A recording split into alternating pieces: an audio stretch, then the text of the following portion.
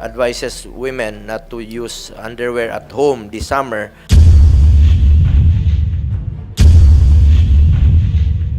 How about men?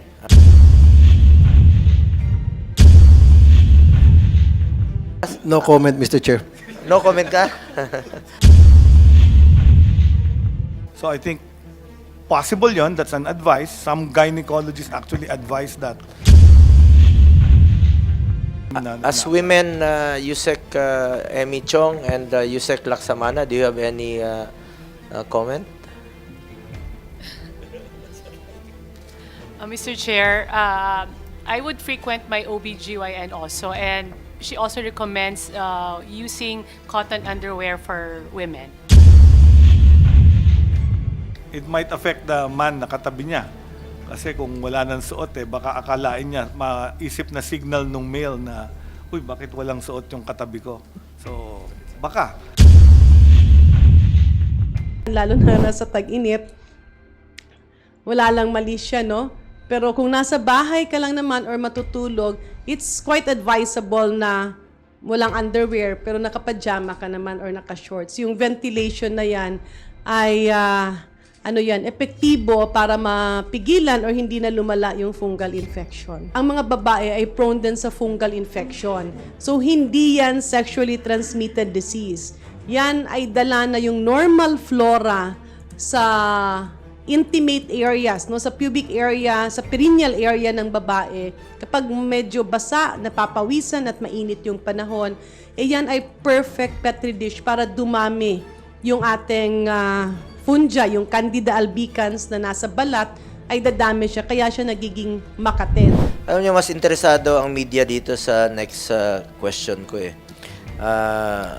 Muna tayo, break tayo konti sa mahabang discussion.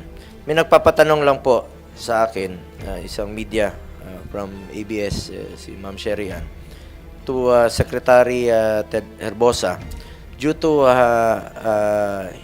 high heat index right now, no?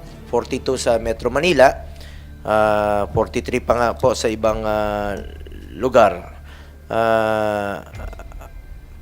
To Secretary Ted Herbosa at sa lahat ng mga health experts na gustong sumagot dito, even online, kung gusto niyo sagutin ito, baka lang po, ang pinapatanong nila ay ito. May nag-issue kasi ng statement yung former secretary, now Congress woman, na may suggestion lang na advises women not to use underwear at home this summer. Tapos pinapatanong po nung media, how about men? Do you suggest? Any comment on this, Secretary? Interesado yung media eh. Ayaw mag-comment? Mr. Chair. Ay, Secretary, Tulfo, mag-comment ka muna. Ayaw mag-comment si... last, No comment, Mr. Chair. No comment ka? O, si Secretary Ted, ang ating health expert naman ang ating pasagutin. Thank you, Mr. Chair. Narinig ko na at napanood ko na yung statement, no, ng ating Congresswoman and former Health Secretary Janet Garin. At alam ko nag-residency siya in obstetrics and gynecology. So, hindi ako nag-residency sa obstetrics and gynecology. So, yung kanyang in-state sa video, itinanong ko po doon sa aming chairperson na obstetrics gynecology sa Philippine General Hospital.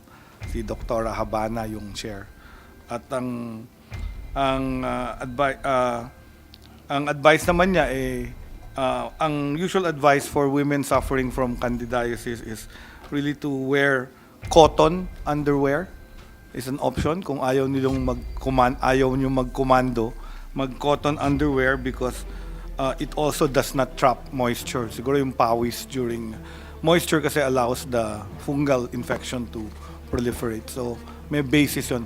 So, I know there are some nakaka-apekto po ito sa OB-GYN fungal infection? yeah, related to the fungal infection and the heat, di ba? Pag mainit, pinapawisan, may moisture dun sa ating private areas of women. So, it can lead to candidiasis or itchiness doon sa kanilang genitalia. So, may basis naman po aside yung from women, hindi magsuot. so sa men, the same ang advice nyo po sa kanila? More sa women kasi yung yung pH ng female genital tract iba doon sa male.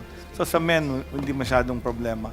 So I think possible yon. That's an advice. Some gynecologists actually advise that to prevent. Pero siyempre may treatment. Basta na-find out that the cause of the vaginal itchiness is due to candida, may treatment naman po for that. May cream na. As women, Yusek Emmy Chong and Yusek Laksamana, do you have any comment? Mr. Chair, I would frequent my OBGYN also, and she also recommends using cotton underwear for women. How about you, Yusek Laksamana? Thank you, Mr. Chair. Aside from the using of cotton underwears, of course, we have feminine wash that will really also prevent development of fungal infections. And do you think would it affect the family planning Secretary Ted? Makaka-apekto ba ito sa family planning since It might affect the man na katabi niya. Kasi kung wala nang suot baka akalain niya, maisip na signal nung male na, uy, bakit walang suot yung katabi ko? So, baka. But it's theoretical po, Mr. Chair, theoretical and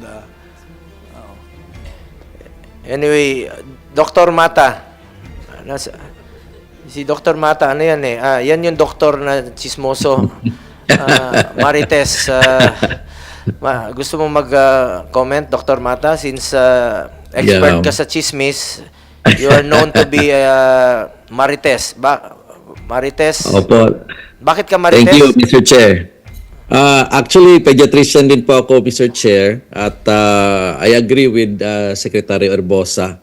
But bottom line, we have to control pa rin yung ating hydration pa rin and avoid talaga sa maiinit lang na lugar. So, pwede pa rin mag-underwear naman. Then, just adjust your environment and just hydrate. So pwede pa rin po. But yes, I agree po sa na-answer na po nila, Mr. Chair. So, ano bang bagong chismis dyan ngayon? Secret mo na, Mr. Chair, kasi atin pang pina-finalize kung nagkabalikan na.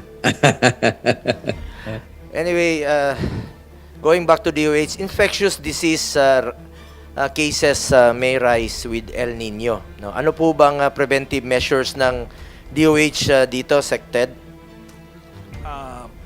for the El Nino or the heat wave, usually ang number one infection ay yung mga foodborne and waterborne illnesses. So infections, yung food madaling masira when the food is prepared before eating or reheated, ang chances na mga bacteria mag-grow doon ay mataas. So may foods na hindi dapat kainin kaagad pagkaluto at wag nang itabi kasi pag hinintay mo pa kainin later, baka may growth na of bacteria magkakos ng acute gastroenteritis. Ganun din yung waterborne illnesses. Pag mahina ang tubig, nagsisip yung from the wastewater, sewage, or whatever, nagsisip sa pipelines yung water. Pwedeng contaminated yung water. Tapos yung vector-borne illnesses, sabi nila, yung mosquito vector ng dengue, mas nagre-replicate pag mainit ang panahon. So, very important, takpan din yung mga inimbak na tubig kasi kung walang tubig sa El Nino, nag-iimbak sila. Yun yung gustong-gustong itlogan ng mga